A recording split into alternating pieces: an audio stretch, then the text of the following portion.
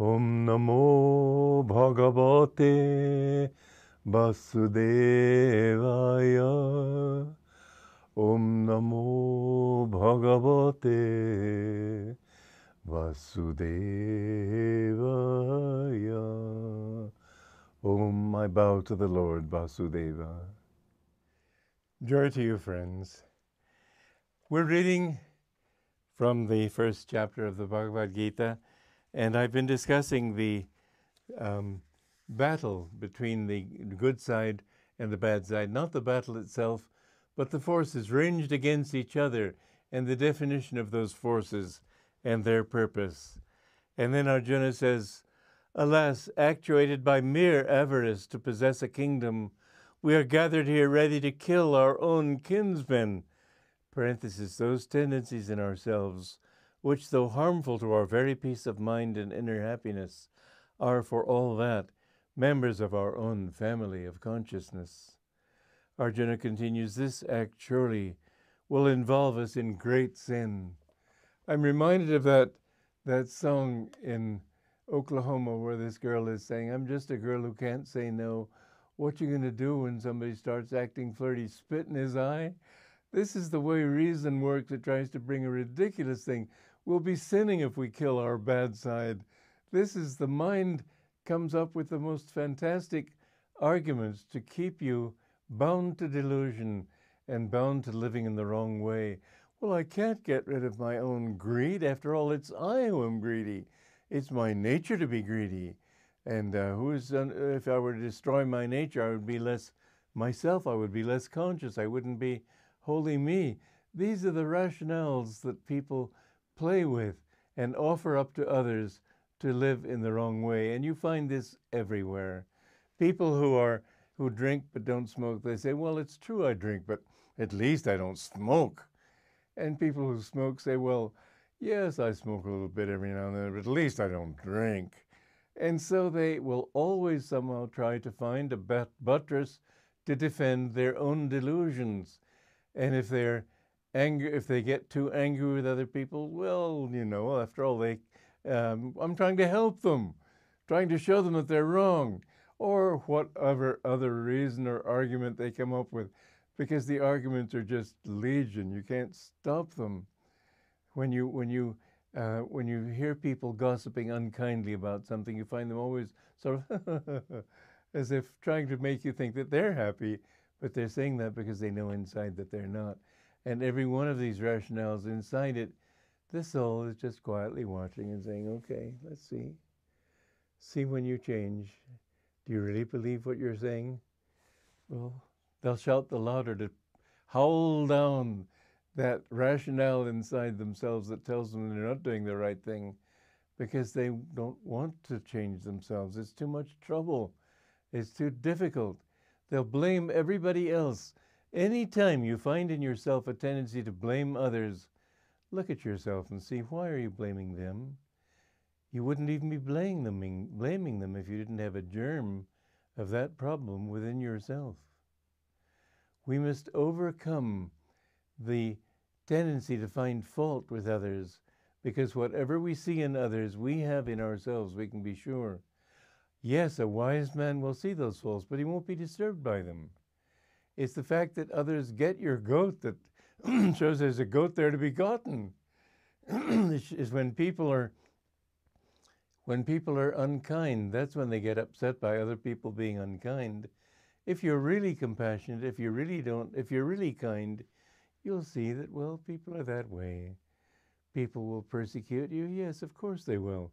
People out of jealousy will do lots of things against you, but don't let it get your peace of mind. It's their problem, not yours.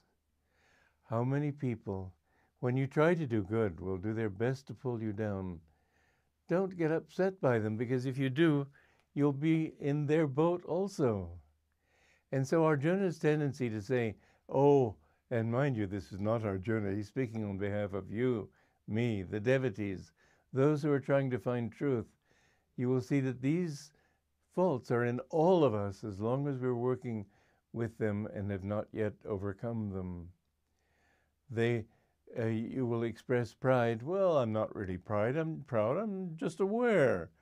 Well, are you pleased with that awareness? There's your problem, not the fact of being aware. A great man, a great master knows he's great, but is he pleased with that? No, he's not.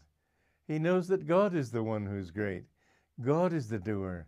When somebody said to Jesus, good man, Jesus answered, why call ye me good? There is but one who is good, and that is God. Even our goodness is from him.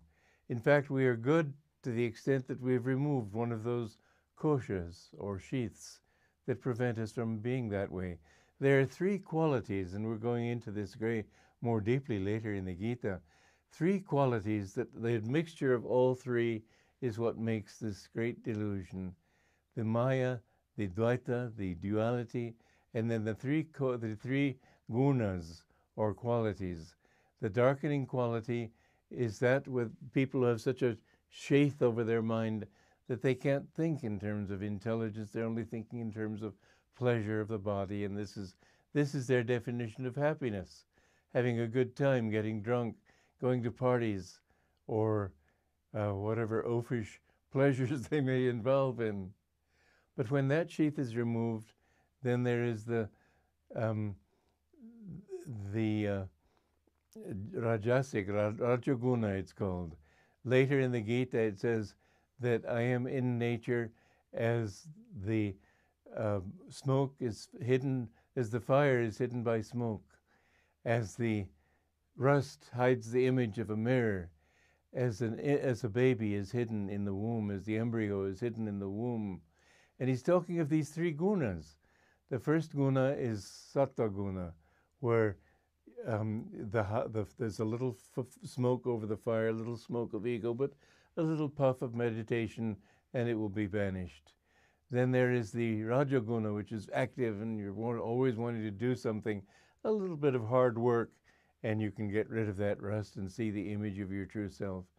But with those who are in Tamoguna, it takes 9 months for a child to be born, so it takes that length of time, or figuratively that length of time, much, much, much longer, in fact, for a person to come out of that darkness which thinks only in terms of the body. The goal of getting rid of all these koshas and understanding the infinite is hindered by the ego, which tells you that what you really want is what you're doing right now. Habit, that's why habit sides with the lower side. Whatever you're doing, that's what you should be doing. That's what everybody does. And it's very difficult to convince your mind you shouldn't be what you are. And this is the perfect argument against that thought of overcoming that being what you are that Arjuna presents to us in these stanzas of the Bhagavad Gita. He says, it's who I am. How can I be anything else? I must be sincere to myself. To remember this, to be sincere to yourself, is to be sincere to your higher, not to your lower self. I say this in defiance of every Freudian in the world. They are talking delusion. Krishna is talking truth. Joy to you.